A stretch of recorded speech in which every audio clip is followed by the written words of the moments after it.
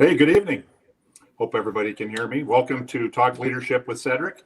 You may have noticed I'm not Cedrick LaFleur. I'm Joe Nemmers. I'm a friend of Cedrick's.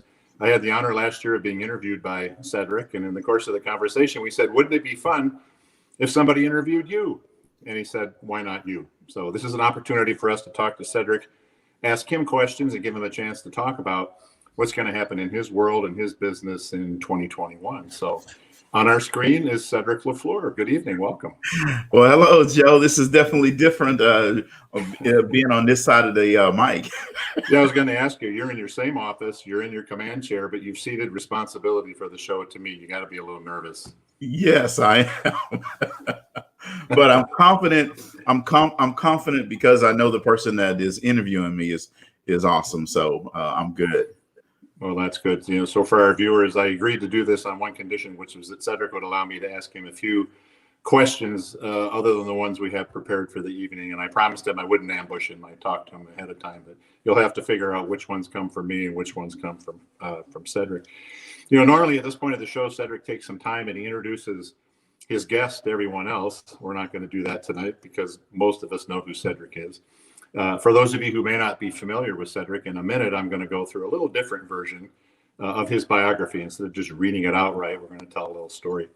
And so I've got two observations I want to make, and I'm going to talk to you about those, Cedrick. And at the same time, I'm going to ask you some questions. So my observation, and this is where we get into your biography, is that you're a Renaissance man, a Renaissance person. And for those that aren't familiar, a Renaissance person is somebody who has a wide variety of interests and can do a lot of stuff and do it very well.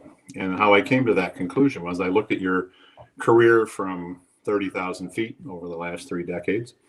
And I said, first off, you had 7 years in the United States Air Force serving our country. You had 22 years or so at Abbott. And then you had the time you've had so far as an entrepreneur. So we've had the military, the corporate world, and being on your own. Now, those are 3 distinctly different things. Very different languages, very different cultures, very different performance expectations.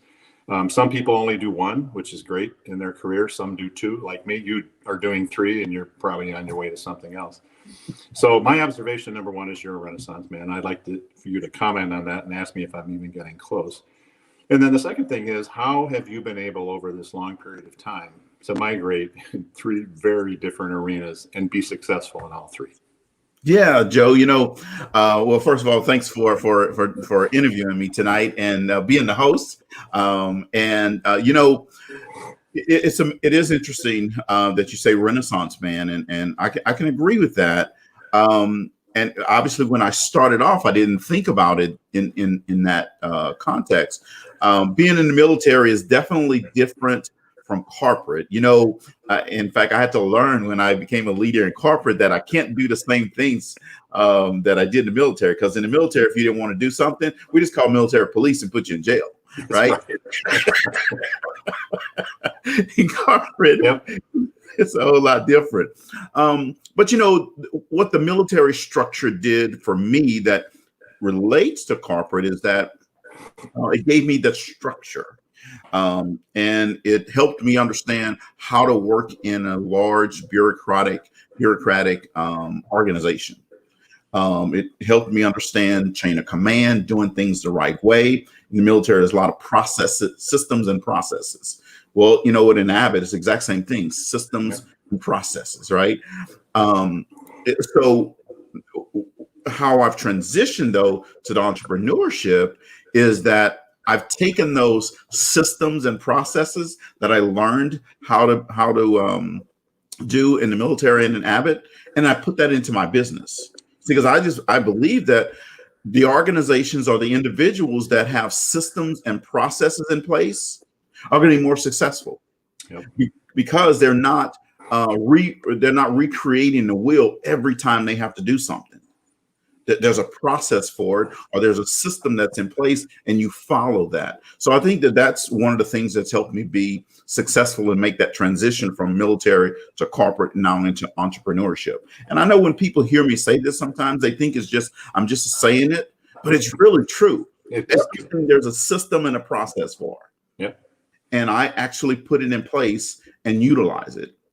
And the other thing is, Joe, is that I believe that what Abbott helped me understand is finances, Mhm. how to be financially responsible in your business, How right? to deliver results. How to deliver results. Absolutely. Yes. And so with that, it's the exact same thing in my entrepreneur business. You know, I'm not doing this just for to be an expensive hobby. Which it could be. It could be, yes, absolutely. But so I want to make it a profitable business. So the things I learned from Abbott really, even though they're totally different, they're almost the same, right? Just at a Okay. smaller scale. Yep. Now, if I haven't get to 30 billion like Abbott, then I'll be great. I want a chance to invest if you're going to be at $30 billion. So we got a lot to talk about tonight. You got a lot of things happening in 2021. We're going to talk just in a minute before we get there about 2020 and how you experience that. But first, tell everybody about your business and the scope of it, because, you know, we see you on YouTube, we see you on Facebook, we see you on the radio, you're everywhere, but we don't necessarily know all the facets of your business. So just define it for us. And I'm going to come back and ask you about 2020. Sure. Yeah. So at LaFleur Leadership Institute, Joe, we are here. We exist 100% to help build best in class leaders, to help teams improve their market momentum, Mm-hmm. and to help people go from ordinary to extraordinary in their life. Mm-hmm. Right. So it's about helping people understand how to have an abundance mindset, help people understand how to get rid of that negativity or scarcity mindset. And it happens in organizations, and it Mm-hmm. also happens in business. You know, everybody communicates, but few people connect. And see, connection is with yourself, right? Understanding who you are, and then saying, you know what? Just because I was born in this situation, or just because this is happening to me right now, doesn't mean it has to be negative. So that's Right. what we do at LaFleur Leadership, is to try to help people have a better mindset about their life and their circumstances, and know that they can go from ordinary to extraordinary. So you have a lot of competition in this space. There's people all over the United States doing what you're doing. Is that what differentiates you, or do you have other things that do that as well? Yeah, I think that one of the biggest differentiators is that we're not just a leadership in a box. See, we'll customize things for our audience. So when I go into a school system, they need things a certain way for teachers, right? Yeah. So then I adjust to that. They may need something else for their custodial team. They may need something else for their students. When I go into a car dealership or a restaurant, or go into places like Abbott, I adjust to what they need versus just saying, here is our system. This is what we're going to do. Yeah. Yeah. So 30 years, you're working in big entities, right? Military and Abbott. Somebody else is making the payroll. Somebody else is paying the taxes. Somebody else is renting the buildings. Now you have to do all those things. So what made you decide to go from the relative, I won't say safety, but certainly all the infrastructure is in place, to being an entrepreneur? Yeah. You know, I think I've always been an entrepreneur, Joe, really. And even when I think back to elementary school, I've had that entrepreneurial spirit.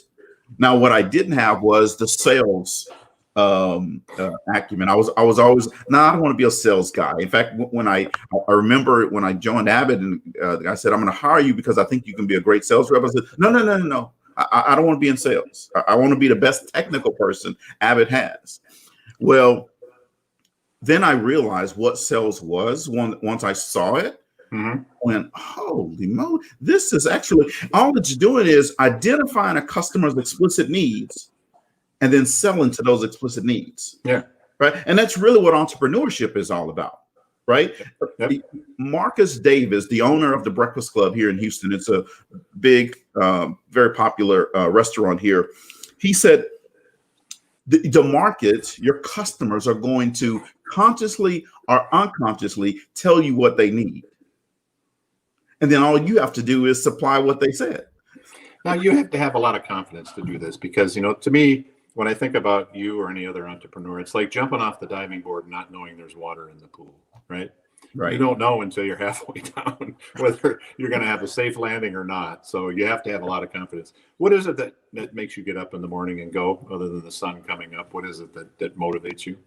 Yeah, when I get up in the morning, Joe, and some of the people that are listening, they already know what I'm gonna say. They're probably gonna say it too. Because when people ask me how am I doing, what do I always say? Let me hear them say it. I'm always great. Right? You see, that's a mindset, that's a mentality, right? I am happy that I'm alive, first of all. Yes. Right. And so then that means and you made it through 2020.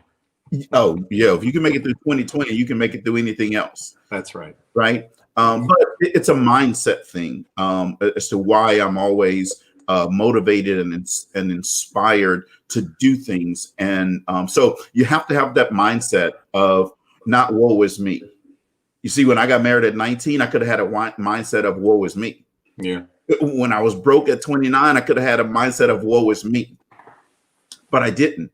I always kept that positive spirit. So it's something that's just innate in me, but it's also, I think, is innate in every human being. We just have to help bring it out of them. Yeah. Yeah. All right. We're going to talk about 2021 here in a minute, but I think before we get there, we got to talk about 2020. We touched on it a second ago. Nobody anticipated what happened. You certainly didn't with your business. So I'm curious, two questions. One is, how did you adapt in 2020? And if you gave yourself a letter grade for your year's performance, what would it be? Yeah. So if I gave myself a letter grade for 2020, I would probably say a B. Right. Because there are some things that I know that I could do. Somebody else may say, well, Cedrick, you probably get an A because of my expectations were here. And I had to drop it down some because of what happened. But here's the thing about 2020, because I see 2020 as it was a good year for me. Yeah. I started 2020 with no shows online. I mean, I wasn't in front of camera anywhere. And look at you now. Yeah. Now I can't turn the camera off. In fact, when I sleep, I have the camera on me. So you didn't have any telepresence like this whatsoever before the pandemic started? Zero, none. In fact, two young ladies that I partnered with the Black Entrepreneurs Institute, we were having conference calls, and I would never turn my camera on. And they say, wow. Cedrick, you have to turn your camera on. Angela and Nicole, you have to turn your camera on. So one day I turned it on, and it's just like something turned on in me when I did that, because all of a sudden, then in May of last year, I created Talk Leadership with Cedrick, and it was just Monday night. It became popular by July. I had to create Monday and Tuesday night, right? Then all of a sudden, with popularity of this, I got invited to be on a radio show. So now there's a Thursday radio show. Right. Then all of a sudden, with our Black Entrepreneurs Institute, we got invited to be on another network. So then there's another show on Tuesday that I do with in partnership with some folks. So yeah, I'm in front of the camera a lot. Sunday mornings, the 10-minute word. Wednesday afternoon with Cut the Cord. It's amazing. When you decide and you have an abundance mindset, it doesn't matter the circumstances around you, Joe. You're going to make good out of it. You're gonna. They always say take lemons and make lemonade. When you have that mindset, that's what you're going to do every time. Well, let's talk about abundance. Let's start talking about 2021. So, give us an overview of what life looks like for your business in 2021. Yeah, 2021. So first of all, my word for 2021 is grind. You see, grind. Yeah, grind, right? Grind. So when people are in that hustle mode, they jump on everything, just like everything that they see come down the pike, they jump on it just so they can get a quick win. Grind feels like it's goal oriented, right? It starts with a goal and it ends with a goal. And every day just grinding. So that's my word for 2021, right? The next thing is, see, I know that there's a lot of wonderful things that's going to happen in 2020. Now, I'm not even going to talk about my goals just yet. So Ken Blanchard's organization, if you don't know who Ken Blanchard is, he is a big leadership development guru and has a pretty large organization. Well, they just did a study, Joe, and came out last month, and they listed the top things that are important in the leadership development space for 2021. Well, guess what? In the top 10 is team communication, people development, and team collaboration. Mm-hmm. Right. And if I go down each one of those things that's in the top 10, I just kind of put them in buckets. Well, those are things that I'm focused on. Yeah, absolutely. So people need this. So it's going to be a great year for LaFleur Leadership Institute. Right. The second thing is we're going to launch this journal. In fact, we're going to launch this journal tonight. Right. And it's called, of all things, the Abundance Journal for an Extraordinary Life. Now, folks that are listening online, this is not about just selling anything. This is about helping you understand how to live an abundant life. This is about helping you take what you do every day to the next level. Mm-hmm. Right? Now, here's the thing. A lot of times our counterparts in the Spanish environment get left out. Not over here. The same abundance journal that we have in English, we're launching tonight in Spanish. Yep. And in the comments. So is this available online too? It is available online right now. In the comments section, you should be able to see the link for both the English link as well as the Spanish link that you can order it tonight. Okay.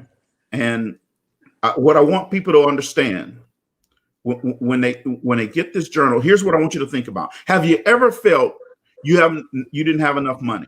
Have you ever felt that you are on your last client, or maybe your next client won't renew with you? Have you ever felt that you didn't have enough money in your bank account to pay for your family, right? Needs, right? Well, let me tell you what, this abundance journal is going to help you with all of those things. It's going to help you identify where your limiting beliefs are around money. It's going to help you then make a plan, make a statement of desire. And this is what's going to make the difference in people living their dream in 2021. So everyone that wants to live their dream, click on that link and get that abundance journal. And we're going to be. So how do you roll? This is going to be a cornerstone of what you're going to do. So how do you roll this out? Do you market it? How do you do it? Yeah. So one, we're launching it tonight. We're going to roll it out. We're going to, as we roll it out, we're going to have webinars to discuss it. We're going to have seminars to help people understand how to complete it. And we're going to be right there holding your hand. We want to help people have a different mindset about their life and their money. Yep. Because here's the thing. Now's as good a time as any. Exactly. Now coming off the pandemic. You absolutely. So let's keep talking about 2021. Yeah. Let's keep talking about the rest of 2021. So a big part of your business is contact with people. Yes. You're a speaker. You go out and meet with groups. That's been disrupted a lot. You've been able to replace that a bit with social media. What have you built into 2021 as an assumption for how much you're going to be able to get out should the pandemic continue another 6 months, let's say? How are you ready for that? Yeah, well, one of the things we understand from the data from Kim Blanchard's group is that 51% of the respondents in this multifaceted survey that they did said that online training was not as effective as in-person training. However, 56% of those people said that they still want to do, that they're still going to do some training in 2021. Okay. Good. Now, so that's a great thing, right? So with that means that there's opportunity that's there. So we with our plan, we've built in virtual training. Now we actually have a virtual training platform. All right. We've built in, obviously, in-person training. We can do that on an as-needed basis. Yep. But we've also built in self-led courses. Later this year, in the second half of the year, we're going to launch. There's 6 new systems that we're going to be launching, right? And they're all about attacking mindset. I haven't even. They're all done. They're all ready to go. This is the first time I've ever told anyone about it. Right? Good. So, but they're all set. They're all ready to go. From my social media graphics to the ebooks for it to the workbooks for it. Everything is done in these 6 new systems. Right? Okay. They're ready to go. See, Joe, remember I talked about the stuff that I learned at Abbott. It's always about being prepared. Right. Right. It's always, you got to have something in the bank to say. Well, that you learned that in the Air Force too, didn't you? Absolutely. You definitely learn that in the military. If you don't learn how to be prepared, then you're gonna lose some wars. But so that's one part of it. But here's another part, Joe, that I think for a long time that was a limiting belief for me. This was around partnering with other people. For a long time, I was solo. It was because you have the mindset of when you hire a performer, you want everybody else to perform at your level. Right? Which it never happens. It never happens, right? It never happens. We like it to, but it doesn't. Yeah, it took me a long time to realize that I can't hold everybody to my standard. Right. Right. And just like other people have different standards, well, they can't hold me to their standard. Right.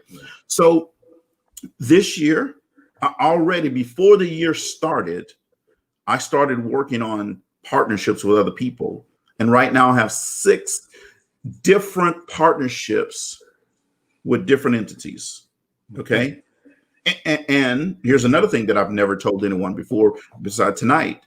There are going to be 2 people. I don't even know who they are.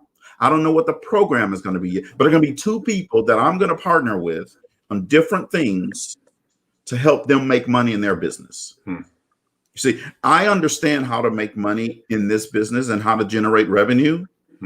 So I am going to, at some point this year, there are going to be 2 people that I'm going to partner with, and I'm going to help them generate. And this is going to be people that are not generating dollars in their business, that I'm going to help them generate dollars in their business. That's a goal of mine. Yeah. So we talked a minute ago about 2020. It was not an easy year, obviously, but since you began your entrepreneurial journey, what's been the hardest thing you've had to make? Is there one thing? Are there a couple of things together? What's been the most challenging part for you as an entrepreneur? Yeah, well, I think excuse me, the most challenging part for me has been the part of deciding to work with other people. Yeah. Bringing other people into my business. Right. Again, that's just because I've just always been of the mindset. I don't work just from 8 to 5. I don't work just Monday to Friday. I'm about, hey, when I need to do it. See, here's the thing, Joe. There's the lion and there's the gazelle. Right. You see, the gazelle is going to run because the lion is chasing them. Right. And as long as the lion is chasing that gazelle is going to run. Well, that's the same thing with some people. As long as they're being motivated, they're being pushed, they're being coached, they're being all rewarded with things, they're going to run. But the minute that stops, they stop. Mm-hmm. And that's been a challenge for me because I'm the lion. Right. See, the lion is running because the lion knows he wants to eat. And he knows what he wants to eat. Exactly. And the lion knows that if he catches that gazelle, he's going to eat and his family is going to eat. Yeah. You see, so I like running with lions. You just got to find some more gazelles for a good 2021. That's what you need to do. Now, listen, on to something else. You and I talk a lot about good leadership. And I think we both know that good leaders ask great questions. What's the best question that somebody ever asked you that you learned from or that changed you in some way, shape, or form? Yeah, questions are one of those things that they can make you stronger or they can make you weaker. And so I love the why question. Mm-hmm. Right? So, Cedrick, this is what your plan is. Why is that your plan? Right? That makes me go into overdrive. That makes me start thinking, okay, so they don't believe me, so now I got to prove to them Yeah. So, but they're really not trying to. They just want to make sure I understand Right. what I'm doing, right? But I love just that simple question: just why is that your plan? Mm-hmm. And then the follow-up question is that, see, it's all about going deeper. So now that you said that, so you said that's your plan. So why is that? And if that doesn't work, can you correct and still meet your number? So when you were a little kid, were you one of those kids that drove adults crazy by asking why all the time? Was Absolutely. Absolutely. I figured as much. In fact, I posted over the weekend in my book, in my little baby book, I found Yeah. mom said I was always asking why or saying, Why? no, we didn't go there, we went here. See, I'm so always challenging. You Yes. talked about bringing on partners. You were solo for a period of time. You brought up long partners. A lot of entrepreneurs never make it. In fact, a very high percentage don't make it. And sometimes they don't make it because they just think they can't get to that next step when maybe they could. You know, they're going to throw in the towel, for example. Right. What advice would you give to somebody who's sort of at that point where they've started out and maybe they're plateauing or going down and they're not sure if they want to keep doing this? They need to find a mentor. Mm-hmm. They need to find a mentor. But Joe, here's the thing. It's not just finding a mentor. Then you have to listen to the mentor. Yes, you do. Or the mentor is not going to work with you. That's one of my rules as a mentor. If you don't want to listen, you can go to somebody else. But I'll spend all the time in the world with you if you'll just listen. Absolutely. And that's the challenge right there is people come to you and they want advice. They see that you're doing something that they want to do and they want advice, but then they go, well, yeah, but. Right. And you can't do that. You have to be willing to say, you know what? It didn't work my way. Let me go try this. Maybe it won't work, but let me try it at least. And I always tell people, just make the effort, would you please? I'll grade you on the effort, not necessarily on the outcome. Absolutely. Yes. If you just give it a try, it will definitely work. I can tell you one of the things that when you, as an entrepreneur, and I'm talking to the people in the audience, as an entrepreneur, there are going to be those times where things look doom and gloom, right? Yeah. It's going to happen. But you know what, folks, that happens in big business as well, right? But you just have to know what you know and know that you know what you know. And then go and act on it. See, most people don't take the step of action. Yes. Right. And that's the step, Joe, that really hurts a lot of entrepreneurs. They don't take that action step because they are afraid to hear the word no. Right. I don't mind the word no. We're not going to change gears, but I want to ask you something I know is important to you. And it's important to me. And I think it's important, maybe in particular for younger viewers tonight that are just getting started here. And that's this notion of community service. You've done this 30 plus years. You've served in the community in different places where you've lived. You continue to do it. You do it in your hometown, even though you're not there right now in Lake Charles, Louisiana.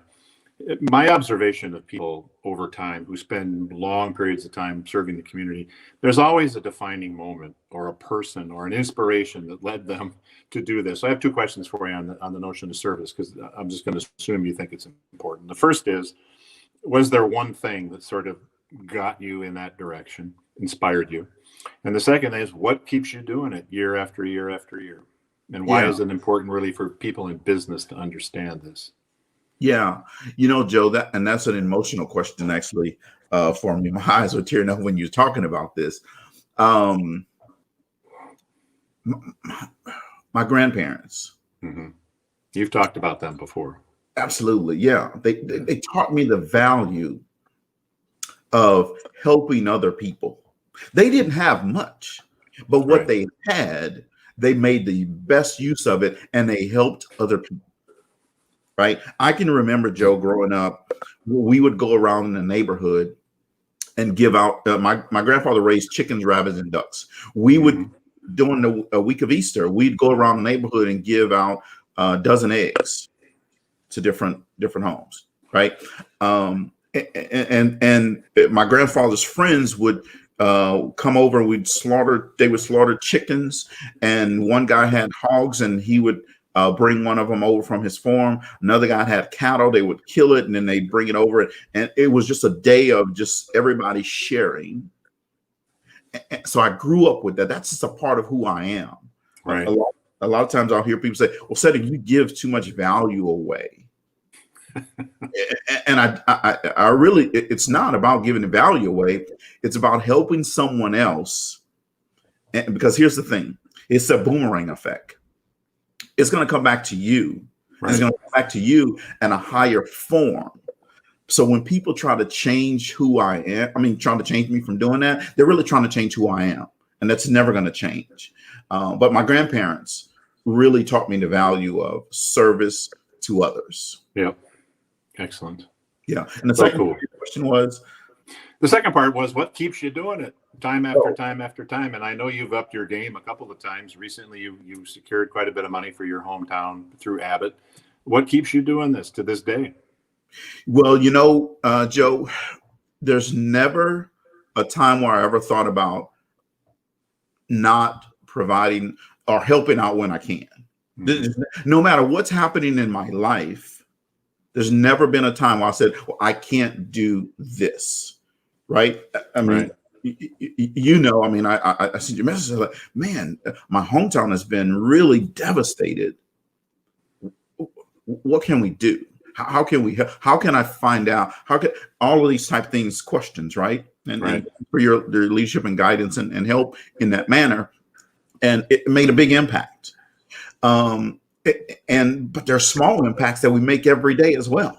Right. There's a young man, Joe, that is he was in my Millionaire Boys mentoring program last year, 5th grader. But that little boy, and I'm going to have him and his dad on my show.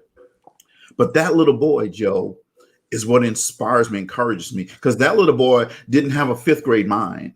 His mind was like a senior in high school. Yeah. Some of the things that he was processing and talking about and doing and saying, that's the type of thing that inspires me, because it's just a matter of someone coming into a school, talking to a young student and helping them be able to express what they want to express. Yeah. Right. So that's why I do it. It's what I see in other people.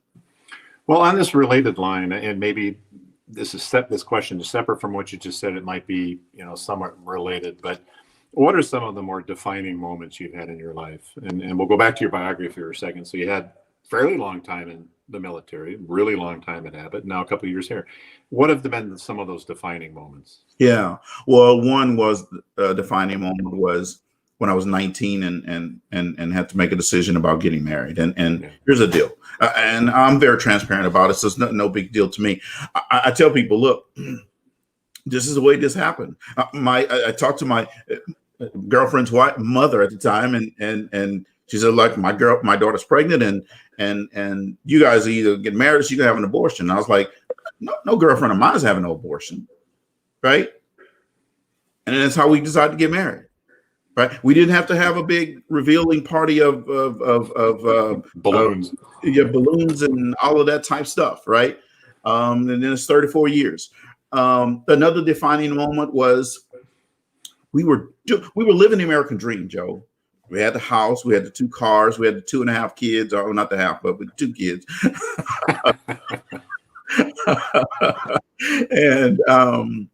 and we found ourselves bankrupt. One day it just hit me. I had expenses that were here and income that was here. And it wasn't because of somebody else did something. No one spent any of that money. It was what we did. Yeah. And we woke up and said, we have to change this. We know that there's a better way out there. And sitting right behind me is a big folder, Charles J. Givens. He was the Dave Ramsey of back in the 90s. Yeah. I'm sorry, back in the late 80s, early 90s. And I would drive 2 hours every Saturday to hear him. To hear him. And he said, Cedrick is going to cost you $200 for my system. But if you follow this system, it's going to change your life forever. I didn't have $200, Joe. Now, imagine this. We're a big old brand new house, 2 new cars, all of this stuff, but didn't have $200. Mm-hmm. It just was pathetic. But we came over to $200. And from that day forward, we said never again. Never again. Well, that's certainly a defining moment, as most people would define it. Absolutely. So then that changed. And then when we hit our financial goal, when I was 48, when we hit our financial goal, Joe, that was another defining moment for me, because I realized, wow, a goal was actually realized. And I mean, I've hit other goals, right? But not that type of goal. And when we hit that goal, it was a definite moment where we celebrated and cheered and all of this type of stuff, probably cried a little bit because we couldn't believe that we actually did it. And it changed our life. Yeah. Forever. No question. And now you're doing the same thing for other people. Absolutely. Yeah. Absolutely. So let's talk, a lot of the things you've talked about at different points in your life required a certain amount of self-awareness. A lot of people don't have self-awareness, or they struggle to get it, but you have it, I think, quite a bit. There are certain things you learned about yourself in the Air Force as you were growing up, certain things you learned about yourself at Abbott, and there's certainly been certain things you've learned about you as an entrepreneur or during your experience. Tell us about that period of time, things you've learned about yourself that maybe you didn't know were there until you became an entrepreneur. I think one of the things that outside of working alone, I think that one of the things that was a good thing that I learned, that I didn't have to have that security blanket behind me to make things happen. Right. The security blanket of the military paycheck. Yes. Right. The security blanket of that Abbott paycheck, the benefits and all that type stuff. Mm-hmm. That I didn't have to have that to be successful for a long time. That's what I had for 30 years. That's what I had. And, when I retired, I knew what I wanted to do, and I was secure in terms of I knew that we weren't going to be destitute or anything like this. But it's still just that, man, every 2 weeks I won't have that cha-ching. That's the jumping off the diving board, not knowing there's water in the pool. Yes, absolutely. Yes, absolutely. But I learned with that, it taught me self-reliance. It taught me that I didn't need that security blanket. This is one of the reasons why the show on Wednesday, I call it Cut the Cord. Yeah. See, you got to cut the cord in order to go to a higher level.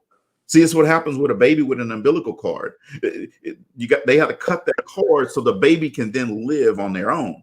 And here's the beautiful thing: even if they forget to cut the cord, within an hour after the baby is born, God has it so that the chamber for the umbilical cord is going to cut itself off.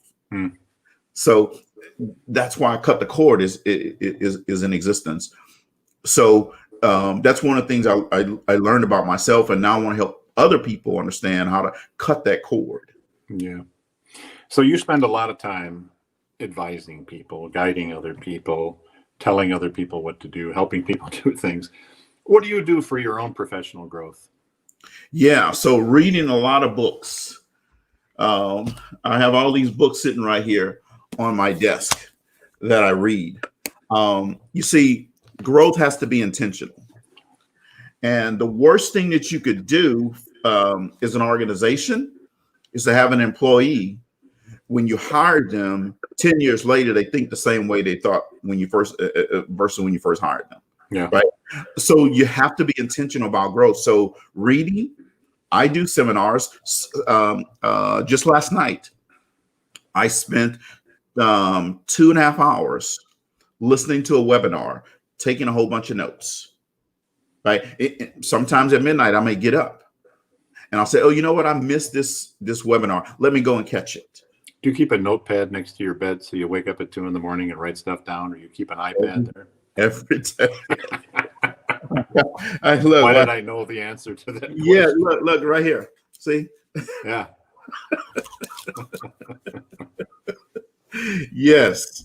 And that's because you know what, Joe, there's so many good things that are out there that we don't even know yet that comes into our consciousness and they go, man, I never thought of it that way. Right. Yep. So here's a perfect example of you. You know, when you came down doing Hurricane Katrina and we were walking in the arena. Now, Abbott was a major sponsor of what was happening. Right. Right. Now, and we didn't walk in like, hey, we're Abbott and all this type of stuff. However, one of the things that you said just in a moment while we were walking up to this place where they had security was checking everybody in. And I said, uh-oh, I don't know if they're going to let us in. Here's what you said. And you kept walking. You said, walk like you own the place, like you deserve to be here. And they never stopped us. Nope. Right. Yep. In that moment, I took that and made that a mental note. That's how we'll walk in every building from then forward. Well, you know, in the military, we call that bearing. It's called bearing. It's how you handle yourself, conduct yourself, the level of confidence you have, the look, how you walk, how you look at people. That's exactly what that is. And we did walk right by. So much for security. Oh, well. I think the statute of limitations has run out on us. We're okay. So, how many mentors do you have? I would imagine you'll have more than one. Oh, absolutely. Yeah. And talk to some of our younger viewers about the importance, because I'm not going to get into it here. You and I know this is kind of a dying art and we need to help resurrect it. So let's talk about you. Yeah. So, you know, mentorship is something that should never go away in your life. Every stage of your life, every stage in your business, you're going to need a mentor. You're going to need someone that's running ahead of you that they can pull you up. You may have someone that's right behind you that may be able to give you a little wind beneath your wings as well, right? So you have to have a mentors for different things in your life. But again, I'll go back to what I said earlier. The power and the value of a mentor is not that you just have someone to talk to, is that you listen to what they say. Mm-hmm. And then you take action on what they say. Yeah. Right.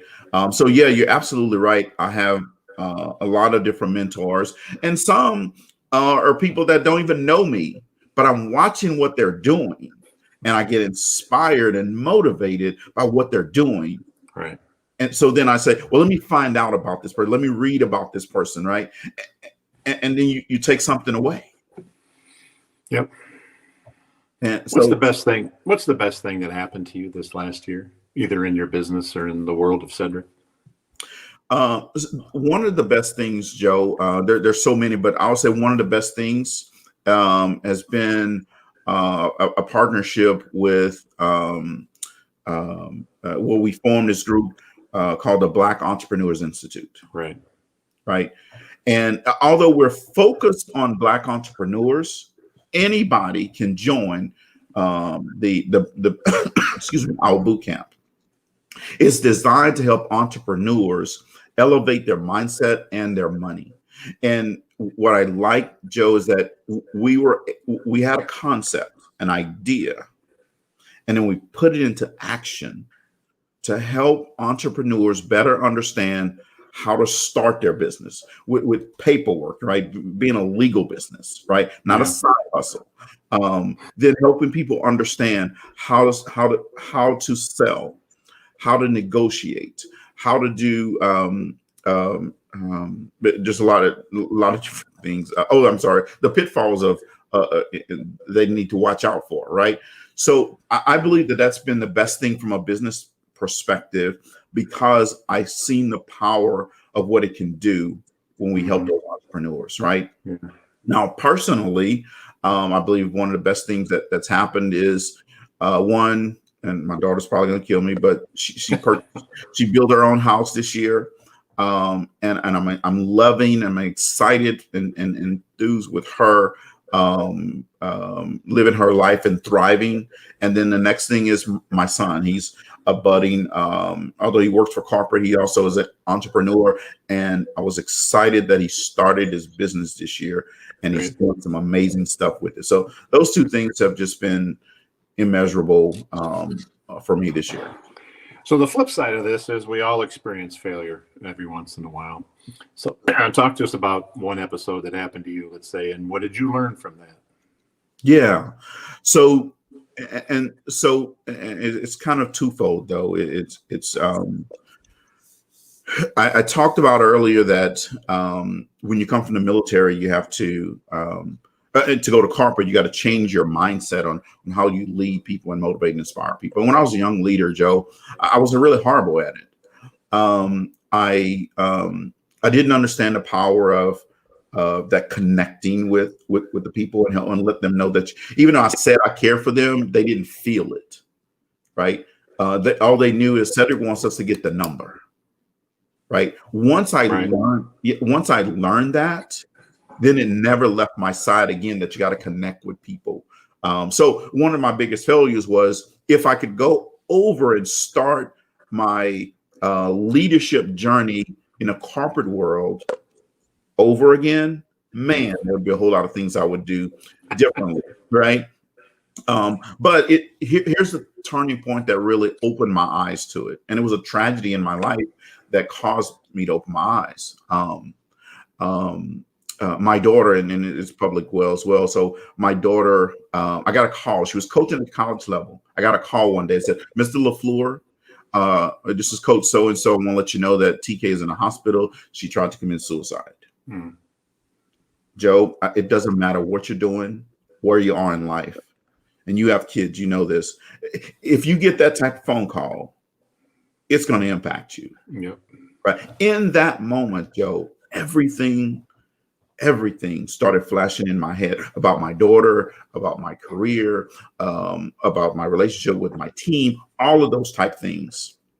I believe it was God working in me through this situation. And here's what happened. The next day I was having a call. We got to my daughter and all this type of stuff. I got on a call with my team. And again, this wasn't me speaking. This was a higher power speaking. I don't know if you believe in a higher power, but it doesn't matter. I just know I believe in a higher power. Here's what happened. Everybody got on the line, Joe, and here's what came out of my mouth. I apologize for ever treating you bad. I apologize for every bad word I've said to you. And as long as I'm living, I will never treat another human being like that again. That's what I said to them. And in that moment, the team, it was amazing how they were transformed and they responded to the situation because I told them what was happening. Yeah. And from that day forward, it was a different team. We were still performing, but they were performing at a different level. Right. You see, what I learned, Joe, is that when people know that you care about them, see, they won't work from 8 to 4. They will work if it takes till 6:30, if it takes on Saturday, if it takes they got to come in, go in their office on Sunday afternoon, they'll do it. Right. Because they know that their leader cares for them versus the number. And I like what Richard Branson says. He says, if you take care of your people, they'll take care of the business. Right. So that was a long answer to your question, but that's my story, and I live it. We talked a minute ago about professional growth, and I want to talk about something at a little higher plane that I know you're passionate about, and that's this idea of lifelong learning. Not just learning because you have to for a job, but because you want to round you out as a person. It may be something entirely different from what you do, but that our brains are like a muscle. If you don't use it, it's going to atrophy and go away. So I know you have some strong thoughts on lifelong learning. You've certainly demonstrated that, but talk to particularly our younger viewers of why you think that's so important. Yeah, well, your brain is just like anything else in your body. If you don't use it, you lose it. And so you have to be willing to grow, to get better, get stronger, get faster. You see, if you decide to climb Mount Everest, you got to train for that. Right. And if you fail, you got to go back and you got to train some more. You got to learn some more things so that you can get better at it and survive the different temperature levels as you go up Mount Everest. Right. Well, it's the exact same thing in life. As you go higher in life in terms of not necessarily career, age, you have to be willing to submit yourself to continual learning so that you can get better, so that you can think differently. Especially as you get older.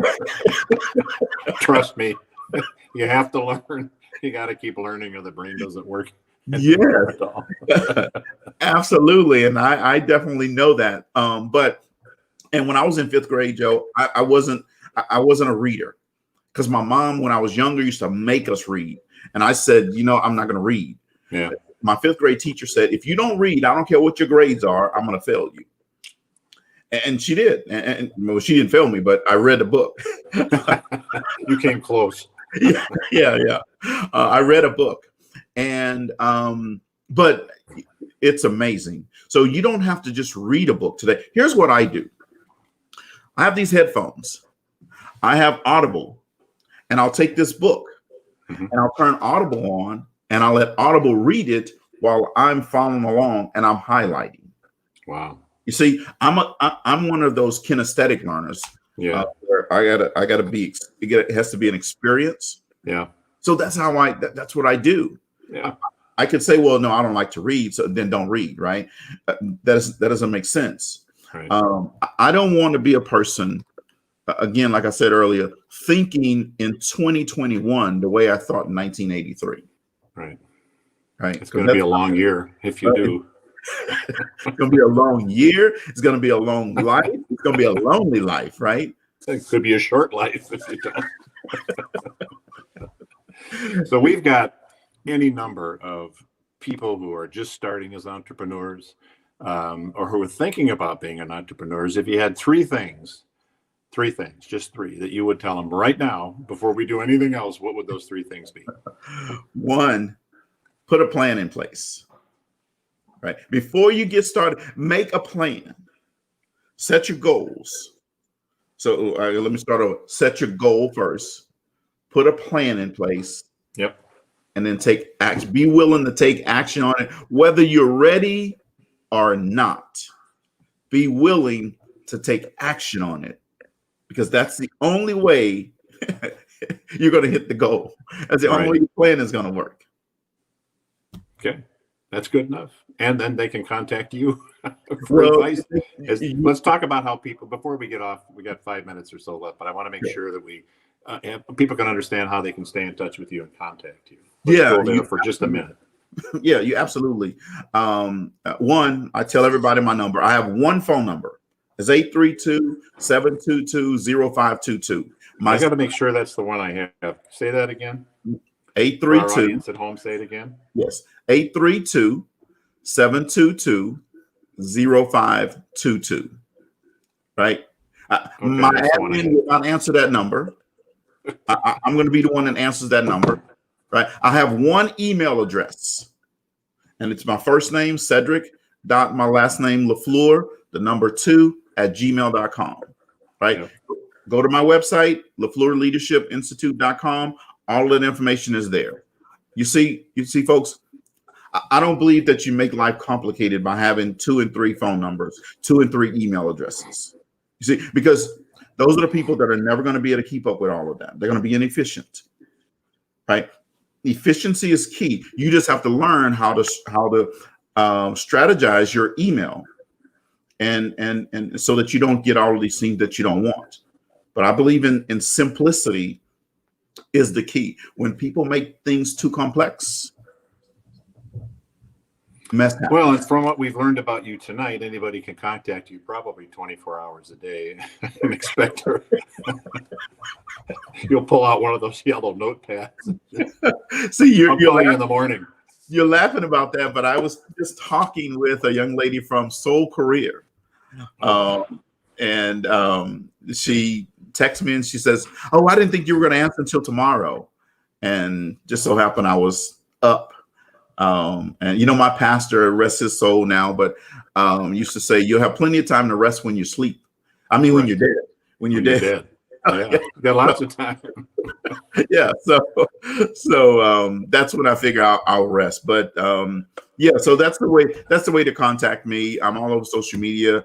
Look me up. I will always respond to you. I may not have the answer that you want, but I will always respond to you, and I'll always be responsive to you as well. So one day when somebody writes a book about you, what's the title going to be? Here's a guy, well, the title is going to be Ordinary to Extraordinary. Now, I know the word for everybody out there, the English teachers out there, I know the word is extraordinary, but I don't like that word. I like extraordinary. So the title would be Ordinary to Extraordinary, right? And I know that, it's probably killing you, Joe. You haven't said the word Hollywood yet, but I'm not going to say it. That was Cedrick's nickname a long time ago for anybody who doesn't know it. And I refused to call him that. And I asked him today about it. And we're done with that right now. So, but your subtitle would be The Life of a Grinder, right? I like that, but I would say here's well, I actually can't put a subtitle. This does have to be a summary. So yeah, let's go with The Life of a Grinder. The subtitle, my subtitle will be way too long, but here's a person that lived his life to the fullest. Yeah. All right. We got enough quarters left in the machine for about 4 more minutes here with Cedrick. So we move into the fun round. This is where Cedrick, typically tells people or asks people all kinds of crazy questions about themselves. And we're going to do it with him right now.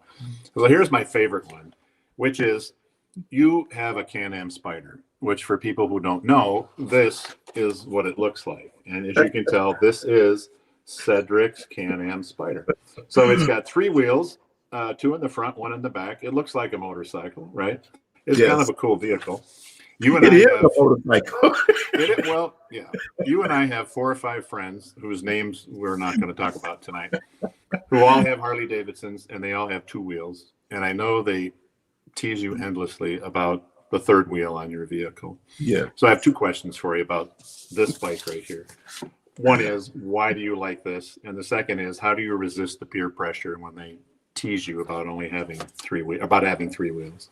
Yeah. So, Joe, here's the thing. If I love the safety and the security of 3 wheels, right? I don't have to worry about balancing act. Some of our friends, they think they have strong legs. They're getting older. They don't have strong legs anymore. And we know who they are, and they don't. Yeah. So, but I love that. The other thing is, my wife will never ride the 2-wheel one, so we're going 3 wheels. Right. And then resisting peer pressure. Hey, they do talk about me, and one of them always talking about, hey, when you're ready to upgrade to a real man's bike, you'll get a Harley, and right. Send pictures and all this type stuff. And you just have to, it's just like with everything in life, right? You just have to know who you are. All right, we got a couple more fun questions here. What's your favorite dessert? Oh, my favorite dessert is one, I have more than one, but chocolate chip, my homemade chocolate chip pecan cookies. Okay. But Bluebell butter pecan ice cream. Okay. There's a difference. It has to be Bluebell. All right. I hear it. I hate to ask this question because I know the answer ahead of time, but what's your favorite sports team? I think a few people know. Some people might not know that the Pittsburgh Steelers. I mean, 6, baby. That's just the power of 6. We're about to get 7 this year. So I'm excited. All the folks in Kansas City, I know they think that luck's gonna strike twice, but it's not happening. What's your favorite? What book are you reading right now? The book that I'm reading right now is right here. It's called Success by Napoleon Hill. Discovering the Path to Riches. Okay. Right. And folks, this is not about money. It's about riches right here in your mindset. Well, we've got 20 seconds left. I'd like to thank our special guest, Cedrick LaFleur, for agreeing to appear on his own program and giving up the command chair that he's sitting in and allowing me to ask him questions. It's a lesson for all of us in terms of working outside our comfort zone and sort of relenting every once in a while, letting somebody else try it. So thank you very much, Cedrick, and good luck for a terrific year. Well, hey, I want to thank you very much. First of all, Joe, Joe, we've become really good friends, and I appreciate your friendship. And I was excited to do this show. Although I was nervous about it, right? So, I was like, oh man, Joe is how's this gonna work? And I was just going through my head with all of these type things. For a couple of weeks, I didn't even contact you. I was just like, how is this gonna work out? But I knew that in terms of confidence in how the program being successful, I knew that was going to work out, right? So for folks that don't know, Joe Nemmers, Joe was one of the presidents at Abbott Laboratories and a dynamic leader and a person that, for those who are out there, it's important to understand this, right? Joe was one of our executive sponsors for our Black business network within Abbott Laboratories. Okay.